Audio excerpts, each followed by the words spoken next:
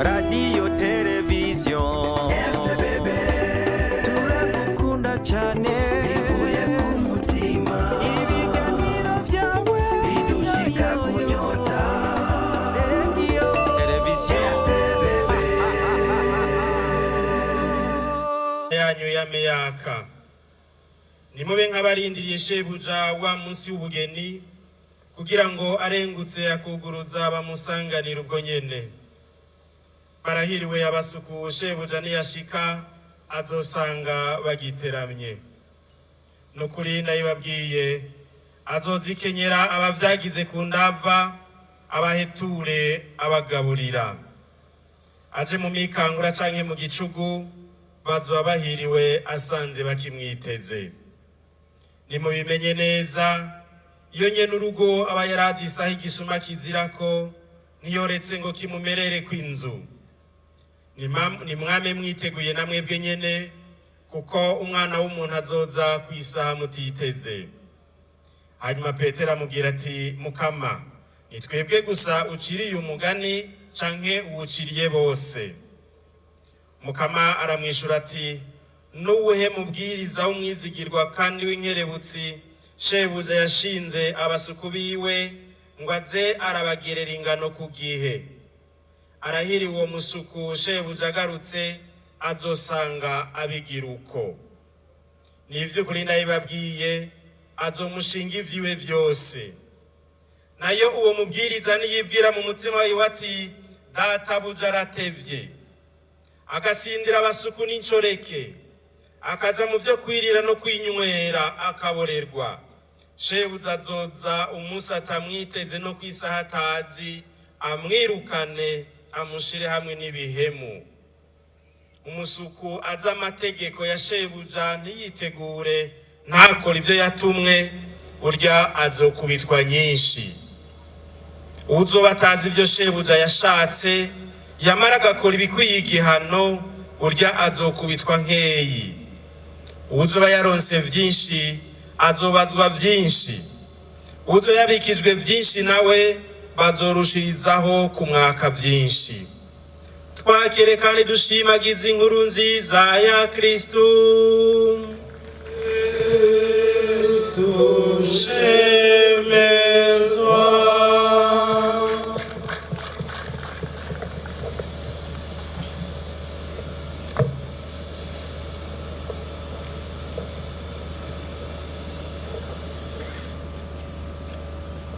Arahiriwe uwo musuku shebuja agarutse azosanga abigira uko. Niwagira ivyo bintu Imana ikaba ariyo igutegeka uzoshobora kubandanya. Bitaye ko ico gihugu cose kizoshika amahoro, kizotaha amahoro iwaco. Nyari cubahiro mukuru w'igihugu cacu c'u Burundi n'umutambukanyi wanyu, beniteka n'abatambukanyi banyu, banyacubahiro mwese mukoraniye hano, umwe wese mu cubahiro kingana n'ibanga yashinzwe n'igihugu, bavukanye mwese mwemera Imana, mwaje mu gisabisho co gusozera umwaka tugira ngo turangize. Tugire Kristu, tugire Kristu. Imana yaremye Burundi ikarema n'abarundi, ikaba yaratuzigamye umwaka wose turiko turasozera. Nini nahazwe nihabwa icubahiro na bose tuyikomera amashi. Muze dusozere kino gisabisho dushima, dusozere kino kiringo c'imisi ine dushimira Imana ku vyiza twaranguye uyu mwaka, ariko kandi tuninegura ngo ntidusange tuneganega aho twaneguwe. Dusaba imbabazi kuko vyose bitagenze neza, duheze twigira inama yo guhinduka ngo duhindure kino gihugu maze duteze imbere umurundi n'uba mu Burundi wese. Muri uyu mwanya muze tuzirikane iri jambo ry'Imana twumvise, turyiroreshe ko umwe wese mu bari ngaha yirabe, umwe wese mu bari ngaha abazi iki kibazo ca Petero ati none ivyo ubibwiye twebwe gusa canke ubibwiye abari ngaha bose? dupfundike ingingo dutahana zizodufasha kudasubira mu vyadusahuye ubuntu, idufate ingingo zizodufasha kudasubira mu vyadukuye ku bantu, dufate ingingo zituma tudasubira mu vyatunyaza ibintu. Ijambo ry'Imana twumvise turisanga mu nkuru nziza yanditswe na Luka ikigabane ca 12 kuva ku murongo wa 35 gushika ku 48. Numugani w'abasuku ba mahafi, numugani w'abasuku bazibanga ryabo. Turabizirikana mu bice bitatu. Igice ca mbere ni uko twaje kuko twemera Imana. Igice ca kabiri turarabira hamwe ababwirizwa babizigirwa kandi b'inkerebutsi. Igice ca gatatu turasaba kugira ngo ntitube ababwiriza babi. Ubwa mbere twaje kuko twemera Imana. Igihugu c'u Burundi kiraninahaza Imana, kirashimagiza Imana. Dukoraniye ngaha kubera twemera Imana. Iyo Mana tuvuga ntibaho kuba yemera gusa. Iyo Mana ibaho tuvuga ntibaho kubera tuyemera. Niyo wowe utayemera ntacihinduka ko igumaho. Iyo Mana iriho, iteka ryayo irarisanganywe, iteka irarifise, aragowe utayemera.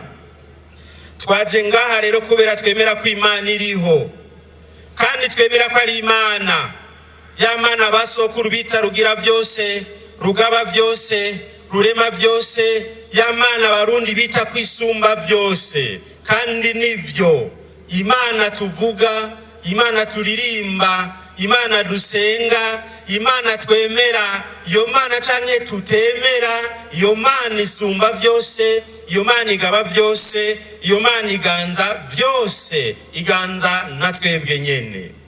Iyo Mana irengeye byose. Iyi base de réflexion, de méditation irakenewe cyane ko tuyemera.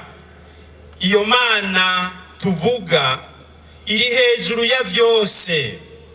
Iyo Mana izi byose. Iyo Mana ibona byose. Iyo Mana igaba ibihe, igaba imyaka, igaba abantu bose. Niko niyibarema, niduha kubandanya turiho, nigutuma mugashikana, niyo yakuramukije. Hari ikigusumba, hari kiri hejuru ya byose, hari Imana igaba ibintu byose n'abantu bose. Ngiyo Imana twambaza, ngiyo Imana tuninahaza, iyo Mana kandi irumva. Ibyo dukora byose irabibona, ibyo dukorera habona irabibona, n'ibyo twanyegeje byose irabibona. Kandi handitswe ngo nta canyegejwe kitazoja habona, nta canyegejwe kitazoja ku mugaragaro. Twoza turabyibuka ko atana kimwe cabereye ahanyegeye, umunsi uri izina kitazoja habona. Iyo Mana tuvuga, iyo Mana isumba byose, iyo Mana itari Imana kubera twebwe, iyo Mana idakura icubahiro ku bantu, iyo Mana naho reka kwininaha zidahinduka, iyo Mana naho urayisenga idahinduka, kuko irengeye icubahiro ihabwa n'abantu. Iyo Mana niyo gupfukamigwa, niyo gutinywa, niyo kubahwa. Iyo Mana ifise icubahiro kirengeye ico tuyiha. Ubu buzima bwo ngaha ku isi, ibi bikorwa mubona tujejwe, ibi mubona turimwo mu ngo no mu kibano, biratwibagiza rimwe rimwe ko Imana iriho. Maze umuntu akagomba kubaho nk'uko umenga arabibona, nk'uko umenga arabyumva, nk'uko umenga arabitondeka, maze akabishira ku murongo ashaka. Tukibagira ko Imana iriho. Turatwarwa kubera twama twiruka, twama mu biharuro byinshi. Harabaranda mukabiruka, bakaza kuryama bahenuka, bagaheza bakibagira ko hari ikigaba ibihe, ko hari Imana iganza byose. Turi mu biharuro byacu, turafise ingene tubitondeka, tugaheza tukibagira ko hari ikiza gisumba ivyo twafatiye ko byose mu guharura. Nico gituma rimwe rimwe bituruhisha, nico gituma rimwe rimwe tubura intumbero, kubera tuba twibagiye uwuzagaba byose. uguhangayikishwa n'ivy'ubu buzima biratwibagiza kwama twishira mu minwe y'Imana no gukenguruka. Biratwibagiza ko turi batoyi mu maso y'Imana.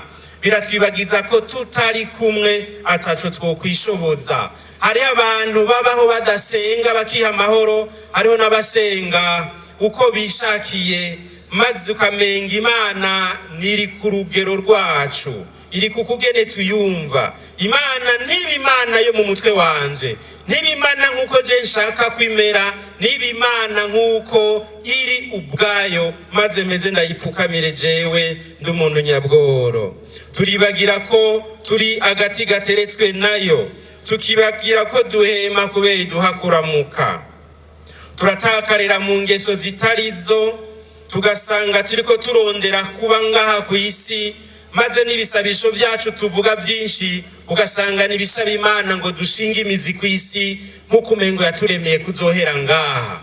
Aha turi ku rugendo si wacu, Imana yaturemeye ngo tuze tubane nayo mwijuru.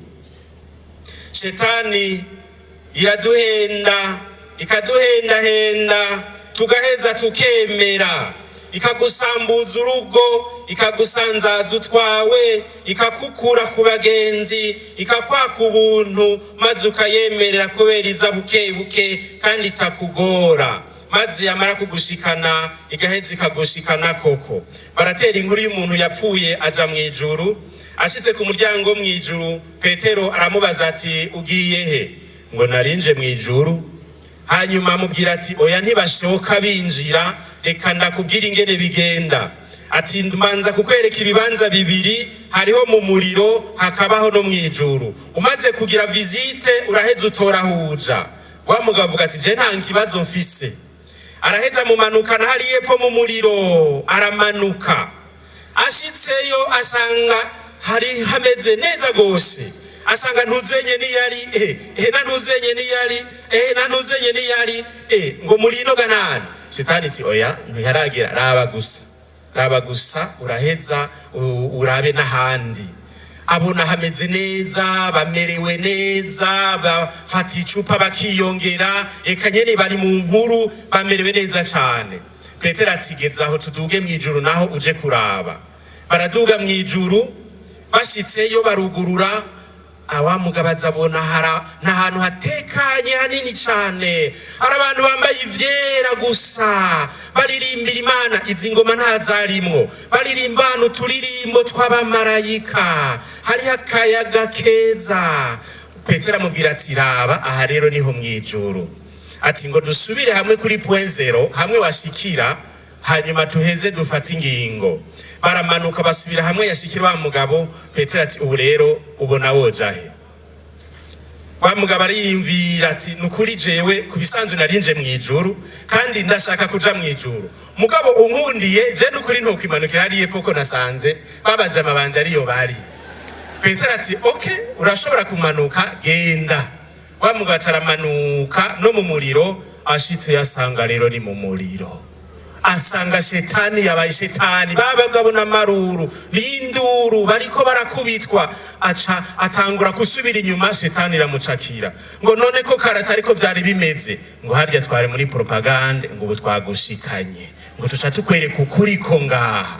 Shetani iraduhenda, ikaguhenda, yamara kugushikana igacikubwira iciri. Naho mubona umuntu agenda akagendera mu ngeso mbi, agashimishwa n'ibisayangana, agashima no kurenganya abantu, akumva umengo nivyo, akumva umengo birakunda, akumva biramuhaye amahoro, agahimbagwa n'ukuri nivyo abandi babona atari ivyo. Mugabo umunsi uri izina, shetani izohindukira ikubwira iti burya nari shetani, haja nari nkikurondera, ubu naragushikanye. Imana yacu nishaka ko tugenda kagirire.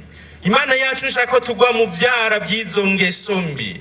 Shetani nireke kuduhenda. Niyo yabwiye Eva ngo nimwarya ico giti amaso yanyu azokanura, mumere nk'Imana izi ikibi n'iciza.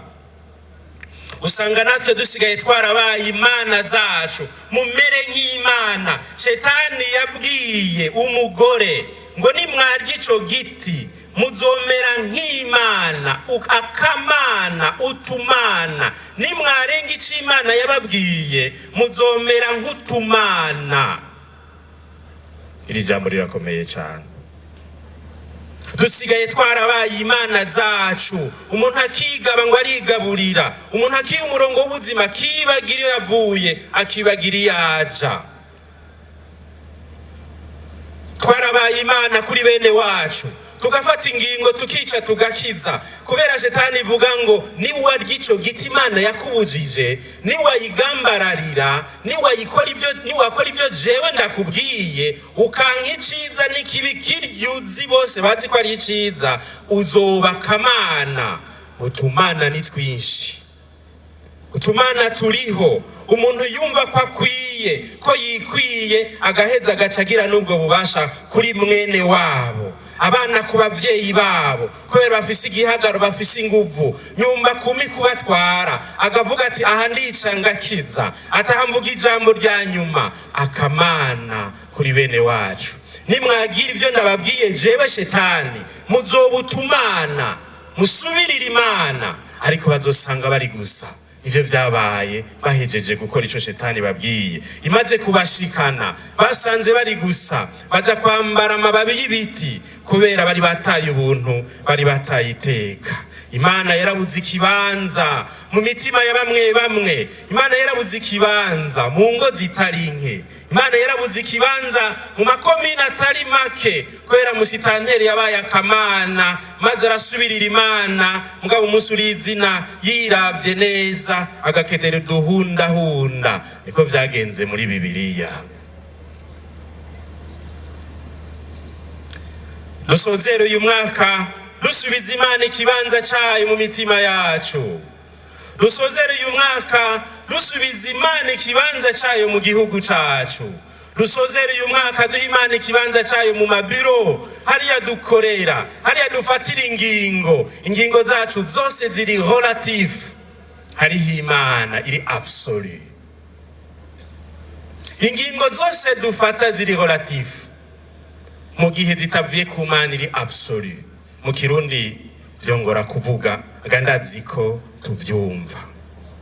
Dusozere uyu mwaka dusubiza Imana ikibanza cyayo, twemera kuba ibiremwa, twemera kuba abana imbere y'umuvyeyi, twemera gusaba Imana tutiha, twemera gutega amashi tutakorako, twemera tuvuga ati Mukama nimubona bimbereye nubigira uko nyene, nimbubona bimbereye. Tuba abana Imana y'umuvyeyi, tuba abana Imana ibe umuremyi, ntitwisubirane iteka, isubirane ikibanza. Erega sike tuyiteka Imana irarisanganywe.